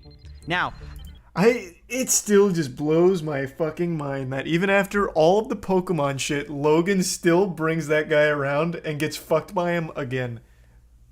What a cuck. Unreal. I thought there was a chance. It seemed pretty clear Jake was absolutely the shadiest one so far. I just thought there was a chance he didn't make any money off of it because it was such a colossal failure of a project. But I guess he must have just been able to strike it at the right time and make that money. Damn, Jake got him again. That is a fool me twice situation right there. He got Logan again. Thanks for the resub, Colin. Jake just fucking farms Logan, man. And then Logan farms his audience with the scams. What a really beneficial relationship for Jake. I know. Look, it's a lot to accuse someone of selling $6 million in a project that doesn't even work. It's a giant scam. So I wanted to give him a chance to defend himself. So I got on a call with Crypto King. And here's what he said when I finally revealed that I knew he had sold. I'm going to change this whole fucking story. Yeah, I'll go on the record for you. And yes, I'm going to show you the text message that say we can sell at these ascending market caps. And literally, I'm going to... 100%. It sounds like your biggest issue with me is that I sold. And if that's your biggest issue with me, that's the truth. Wow. That is a big admission. Selling tokens for a project that you're an advisor on when the project has never been delivered. Well, not only that, he's also admitting to the insider trading rules, which is not, strictly speaking, a legal thing to do, though it is the crypto space and nothing makes sense and nothing's enforced. But he's admitting to a lot of bad things right there, actually. Although Crypto King insists that it wasn't $6 million and he wasn't trying to rug a project. In fact, really, he might be the one who got screwed over in all of this. Like, I didn't sell $6 million worth. That's going to be other wallets, but that's probably not going to be able to be me being able to be proven, except for them saying, can you send BNB to all these different wallets for me? Which that I'll be able to show you that I was giving BNB to the whole team. I will also be able to show you that I was a 5% holder of the Zoo tokens that I was promised to be given over the 3-month period, was never given. I can also show you that I was frozen out and was never given the 15 billion tokens back that I paid for in cash. Okay. I'll show you all of those things on the record, and then you can also say that I did sell, which is also true. Yep. But as long as that's accompanied with he was a founder that was supposed to be given 5% of the project and was never given the token or paid, worked for almost a year on the project. As long as that goes in with it, then at least that tells my side of the story so people understand that it's not like I was trying to rug a project. This is so brutally honest.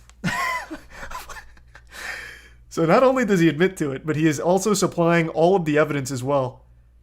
That is... Wow, what a great source. Hey, kind of like a lukewarm W from Jake there, because he just sinks everything. Like, he just fucks everyone equally, including himself. Very interesting strategy. That's a pretty crazy self-report on this whole situation. It blows my mind how, like, the dumbest people make the most money from this shit. This is not a smart man. He literally has admitted to a crime right now. I don't know if he realizes that. Like, if they ever do enforce crypto-related crimes, he is publicly admitted to one. And I guess potentially multiple, depending on all the evidence he's submitted here. And he's doing it with a goddamn smile on his face.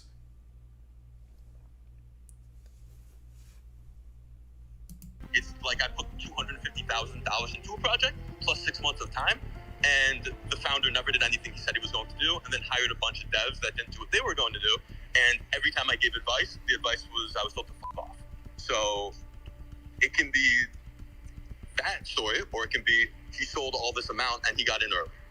Well, yeah, that's like 1% of it, though. Incredible. Well, we got the whole story now. He sounds now. like he views himself as the victim, or at least like or a hero. He got screwed too, which just has to win the gold medal for me for mental gymnastics, because I mean, he literally had put $200,000 into this and he says he made millions of dollars. Even if you take him at his word that he didn't make the full 6 million, he admits to me later that it might be a pretty close guess. He tells me via text, quote, "I don't care if you tell people I sold a few million and leave it at that." Well, okay, $6 million, a few $1 million, it's millions of dollars, right?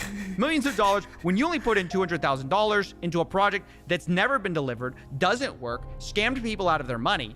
And was always designed to be a money-making scam. In the wrong. Well, in his view, What he did was not wrong. It might have been arguably unethical, but it wasn't illegal. And what Logan did, well, that was illegal. You can say the timing was bad and it was inappropriate to sell, but the reality is I bought tokens open market and sold them open market. So there was nothing illegal about that.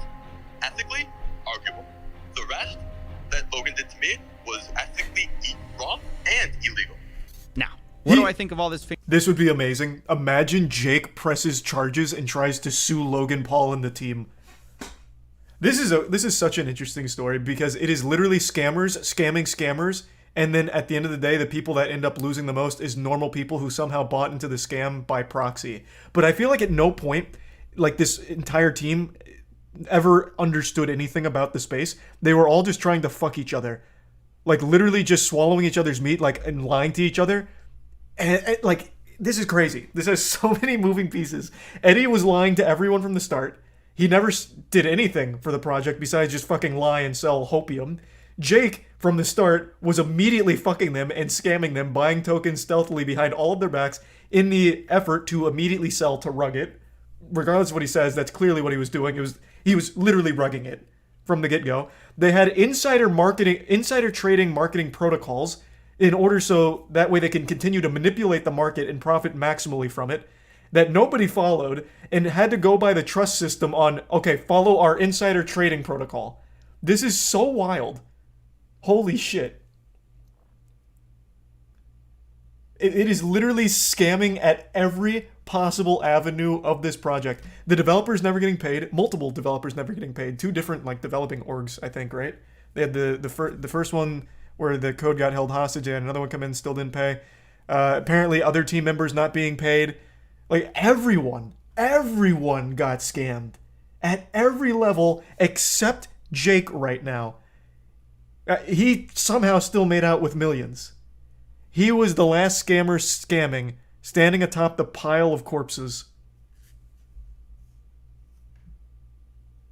Finger pointing. Well, I think it's pretty wild to try to make yourself look like the lesser of two evils when you made millions of dollars and investors lost millions. I just do. Now, at the same time, I want to be fair to Crypto King. He's not the only one who sold here. But I also have to say, not everyone from the founders did sell.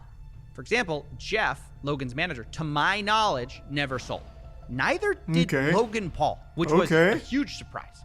All their wallets that I tracked, held on to their tokens, which is good. And to their credit for a game that doesn't work. But you know who did sell? Eddie Ibanez. The guy who didn't pay the initial devs, the supposed MIT orphan. Yeah, from what I could see, his initial wallet got a ton of zoo, sent it to a bunch of smaller wallets, and then sold off, kind of like Crypto King. And for my calculations, he made about $1.7 million. Now, I have to tell you that like Jake, I tried to confront him and give him the opportunity to defend himself, but he never replied to my emails or my phone calls, and we're just gonna have to leave it there. But we're not done with the money just yet, because we still need to talk about the eggs. Remember, we talked about how they profited from ZooCoin, but they also made millions from eggs. According to their own internal meeting notes, they plan to make about $3 million selling these eggs for 0.1 ETH a piece. And that's not far from what I calculated they actually did make, which was about $2.5 million. In the meeting notes, they say they're going to clear expenses and then do payouts. But pay out who? They don't say. And these expenses are referencing an earlier note suggesting Eddie and Logan had both spent $300,000 each, which I'll say is not $1 million. But okay, we'll give... I will also say, I don't think Eddie has $300,000. This man's entire life is built on an empire of lies. Like, I don't think he even has this money. I feel like what happened here is Eddie said, yeah, I'll put in $300,000 for something here. And they're like, oh, okay, great, thanks, Eddie. And he just never did. And they'd never even bothered to circle back around to check on it. He does have 1.7 million now, though. True. Now he has money. There's the Prime Show and Westwood and the resub Gore and Banished. But okay, we'll give it to him, right? So they got paid back their $600,000, but where does the rest of the money go? Well, on the Ethereum side, there's one payout for $364,000 to one wallet and another $1 million to another.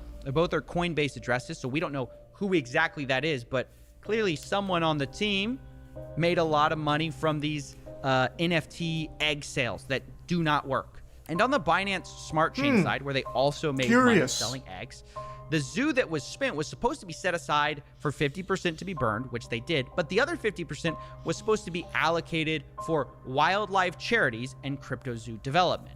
Now, neither seems to have happened because all the money is in a wallet that the team still controls, so there are open questions about, where that money's going to go and where the Ethereum money went. Did it go to Jake? Did it go to Logan? Did it go to Jeff? Did it go to Eddie? We don't know. But what I know for sure is that no one was innocent, although there are certainly shades of guilt you can argue about, because of course, not everyone did sell. You could look at that as the most important thing. Logan Paul didn't sell. Jeff, Logan's manager, didn't sell. But does that make them innocent? No, well, not even close. I don't think so, because they never built absolutely the game they promised people.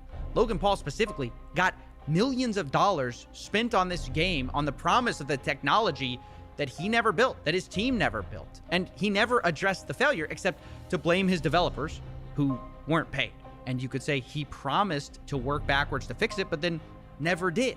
But at the same time, hey, there's still time. Maybe he's working on it right now. Because there are major team issues, right? You've got Eddie selling millions of dollars of Zoo and then allegedly not paying developers. You've got Jeff, who was warned about Eddie, who kept him on the team anyways. And then after they fired Eddie, seems to also have failed to pay developers on time. And then you've got Crypto King himself, who sold the most, but claims he was the guy who was scammed, which is the stupidest thing I've ever heard. It's just like Avengers Assemble for the worst possible team you can imagine to build a crypto gang. And so, all the Avengers are scammers. A lot of these guys backstabbed each other. And so finding a way to wrap this up was difficult because it's hard to assign exact proportions of blame. Because if you focus on any one person, you kind of miss why this project failed. CryptoZoo, at the end of the day, did not fail because the price went too low. CryptoZoo failed because they never built a functioning game that they promised. Really, the number one problem, even bigger than people selling millions of dollars of tokens, was that they never paid the developers on time, as boring as that is.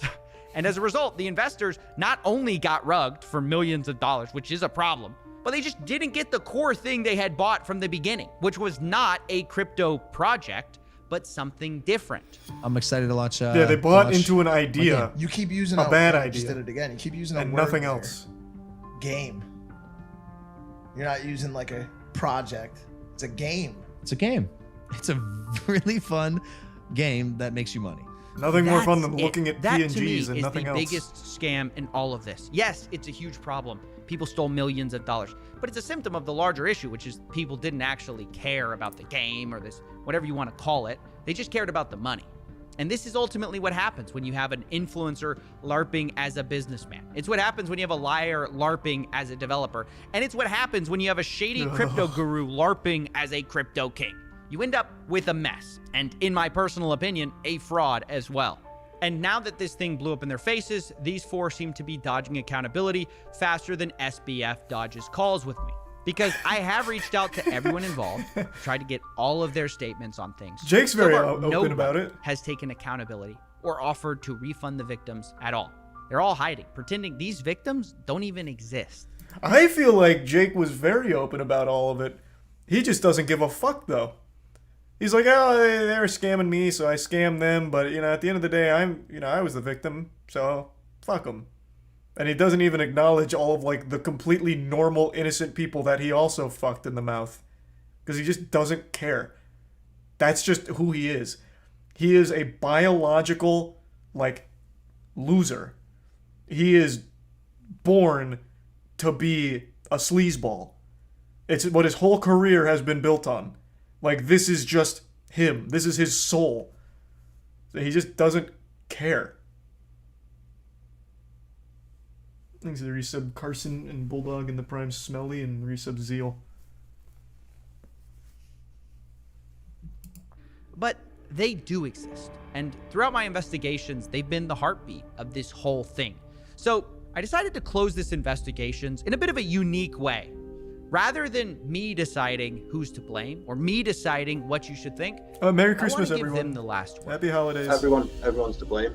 Logan, in the sense of his poor management, is his project. He still made these promises to people. I think everyone it is to blame, including Logan Paul, of course, because he was the one in charge of this, and he was responsible for all of this mess. Everybody has a big part and a massive cross to bear. Each one of them scammed the project in their own way, and then off to the sunset they went. It was his job to check the team, to make sure that everyone is working together, to make sure that he is giving the funds of the people that put it into his project under his name to people that he actually trusts. So in my opinion, if the team failed to perform, that's Logan Paul to blame. The community is destroyed. Even in the face of all of this, I think they're still missing the core problem that Logan never had interest in them. Logan, obviously, with all the messages, obviously only did this to exploit them for money. He never cared about the project being good or anything like that. He didn't care if the team was managed properly. As long as he could get the bag at the end of it, that was clearly the main chief concern of his. And people are still trying, and I'm not blaming them. I don't want anyone to misconstrue this. But it's people still have this perception that he wanted to make the project work, but just wasn't good enough for it, when that was never the goal. That was never his intention with this project. It was a scam from the very start. Thanks, Resub Massive, Tempori, Dan in the Prime, Cash, and the 5 gift subs, Dense. Thank you, Dense. The Resub Radiator, Geo, and the Bits Terrible. People is angry. They just want their money back. They just want their normal lives back. Reimbursed. Yep, absolutely those loyal reimbursed. fans that they have, or how to rebuild the project, actually deliver on the project. Oh, no. Those who are still holding their eggs, like I am. No. The zoo coins. So maybe you don't want that.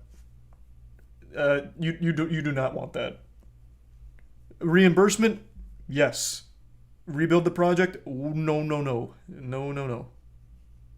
they could just deliver what they promised, and that would give some redemption to this fiasco.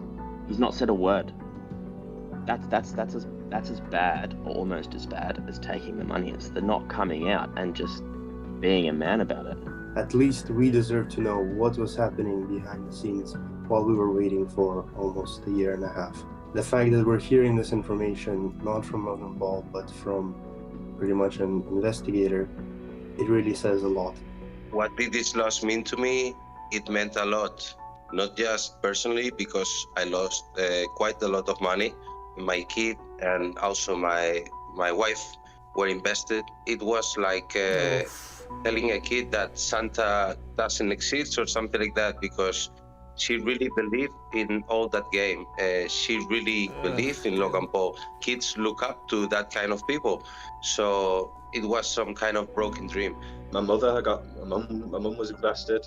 My sister was also invested. So I mean, my daughter even had a couple of the eggs and animals, which the loss for them hurts the most, because obviously it's just not nice to see. For somebody to win, somebody has to lose. That's a gamble you take, whether you get into crypto or not. I got in knowing that I could lose, which is fine. That's on me. But I thought if I lost something, it would be because I sold at the wrong time, or the game didn't earn as much as I thought it would, and therefore my things weren't as valuable. But you never go into it thinking it's not something that they're going to just sell out from underneath you, because they could make so much more if they actually delivered on what they said. Not really, though. It's very expensive. Well, this project, not in particular. I actually think a group of like 3 college students could have made their game in a week. It is literally pictures that then combine 2 other pictures, and that's it. It's the simplest idea I think I've ever heard. It's also the worst idea for a game ever. But in general, that belief that they'd make more money if they actually delivered something good, I think is a little wrong, because it's too expensive long-term to develop something good, whereas they can just make a quick paycheck, bounce, and then do it all over again. That's very common in the space. There's just no incentive. Like, it's just much quicker and probably more lucrative to just immediately pull the plug and make that money. Even if they delivered on close to what they said. And that's the thing is, you don't think they're going to rug you because there was so much money in a game wallet. Ultimately, at the end, the way And that's another thing, I'll say this again. In the crypto space, it is guilty until proven innocent. You should go into every crypto anything with the idea that this is a scam until I am proven otherwise. Because that is absolutely the safest way you should approach anything there. If you're so inclined, if you're a glutton for punishment that for some reason sees a crypto project you like. the way I see it is it was fraud. Logan could have put out the red flags, told people to stop investing more into it, because people were investing into this project until the very last minute, where the ship was still just sinking down the ocean, and people were still putting their cash into it. If I was on a call with Logan Paul, I would ask him, where did his redemption arc go? I think he was on such a good streak going about his YouTube career and boxing as well, and it's sad to see that because of money, once again, we have degraded down to stealing from his viewers. What would I say to Logan Paul and his team if I could? Well, actually, I could, because I have an NFT from other project that gives me the right to see Logan Paul, to meet and greet with him. And I will actually use that right to tell him this story again, show him this video in front of me, and see how he reacts when he sees that my family, my whole family and my kid are affected with this situation. Fuck, I feel so bad for this guy in particular. I really do. He bought into it so hard under the impression that Logan Paul, being in the position he is, wouldn't fuck him. I don't know if he's being sarcastic here. It doesn't strike me as sarcasm. Clearly, Logan would never actually honor this NFT promise. I mean, maybe now he would because the pressure's mounted so much thanks to Coffeezilla. Maybe now he actually would sit down and genuinely have a conversation with him and reimburse him. But prior to this, he wouldn't. He wouldn't piss in this guy's mouth if he was dying of thirst. Logan doesn't give a fuck. This NFT to meet Logan, he would have never honored it.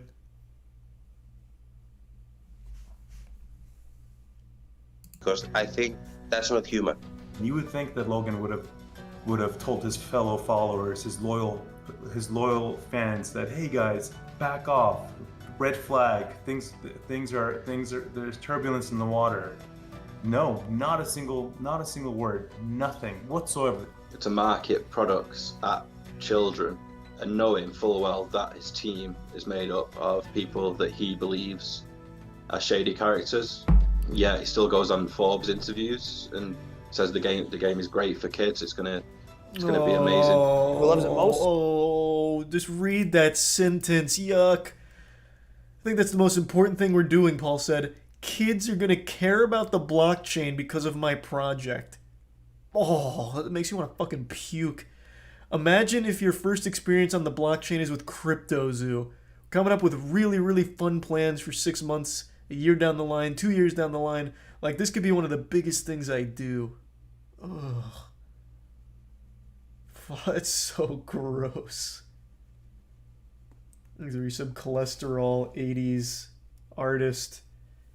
Young, Honorable, Mia, Mudkip, Joshua, Chaz, Maz, Zombie, and Drago. Great for kids. It's gonna be amazing. Who loves it most? The kids. Their kids love it. Our developers' kids, all of them, cannot stop playing the game. What are they playing? Inhumane the way that side of it's been marketed. Kids love looking at PNGs. Knowing that all of the people that were there from the beginning, like all of the guys that I'd speak to on a daily basis, that we've all just got nothing now. Ideally, I just want to say I'll see you in court. Hopefully you get the chance.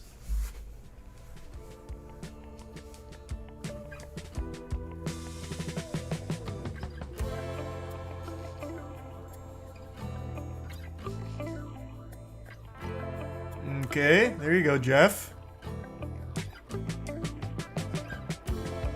Fuck, this was so good. Fuck! Oh, I gotta hit up Coffeezilla. This was just unreal.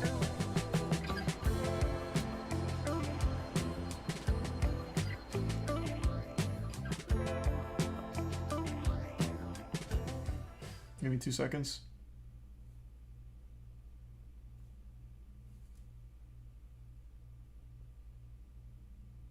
I uncovered a fraud worth $4 billion.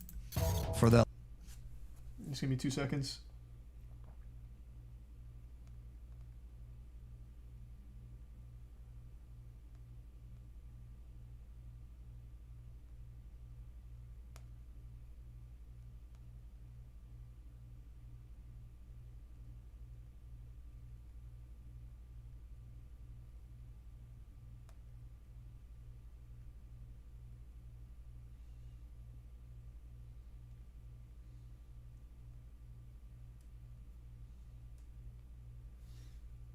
Okay, now back.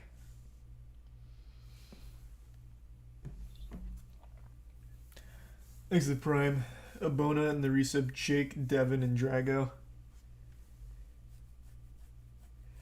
Jake Crypto King replied to Logan and Coffee's tweet.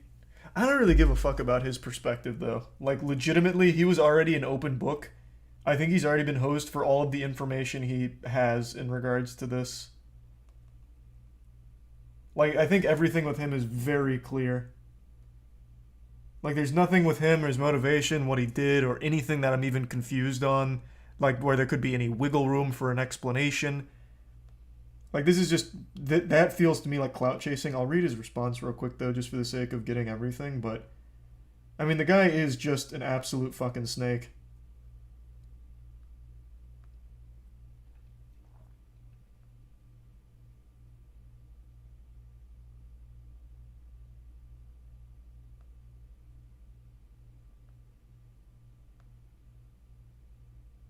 Is the tweet you're talking about where he just replies to Coffeezilla's tweet about Logan subscribing to his Patreon?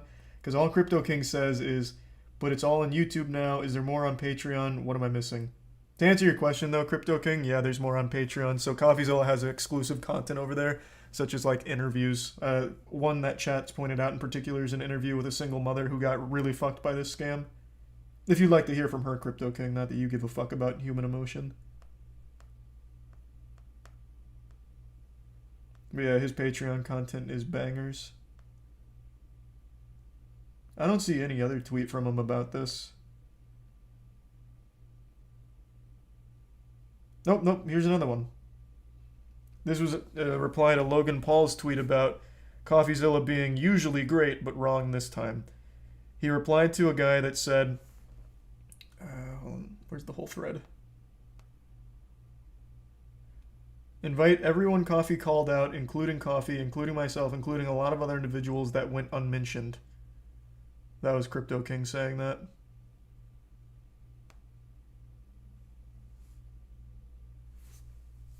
Thanks to the resub Lucat, Harry, and Tier 1 Sammy, and the resub Sig.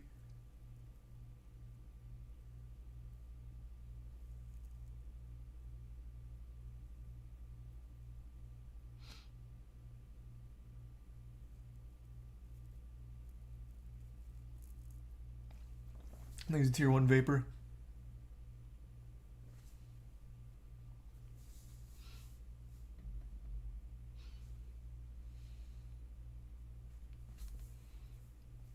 Damn, that was so fucking good. Oh, Logan Paul putting out the response January 3rd. I know. It just seems more like an advertisement for his podcast. Right now, I'm 1 for 1 on predictions when it comes to this kind of shit. I think what Logan Paul, the angle he'll play, is he's going to kind of corroborate a lot of what Coffeezilla said here and focus entirely on just all of the other people that he's surrounded with that were scamming. Because everyone around him was scamming. That's very clear now. I think he's going to try and, like, preach his innocence by the fact that he didn't sell and that he went silent on the project. And he's going to say, like, he chalked it up to being, like, naive and afraid of backlash, which is why he didn't warn people sooner, and that he really had the best their best intention, like he had the best intentions with their money in mind about trying to deliver on this project at some point because he really wanted to make it right. But he's going to drill really heavily on Crypto King and Eddie. He's not going to touch on Jeff. To him, Jeff is going to do no wrong. He's not going to throw Jeff under the bus. It's going to be all Crypto King and Eddie who are the puppet masters They lied to him. They used him. They sunk the project internally. And he's going to only hinge his innocence on the fact that he didn't sell. I don't think he's going to address the millions that were made off of the egg sales. I don't think he's going to talk about that. It's going to be focused on just Jake and Eddie. That's my prediction. He won't touch on any of the other stuff. He's a prime angry. But I'd be very happy to be proven wrong. I'd like to see a very honest Logan Paul talk about like how he just got blinded by greed. He saw the crypto space blowing up and knew he could just emulate another project. It was never designed to be like a great game. He wanted just a money-making project. But he'll never do that.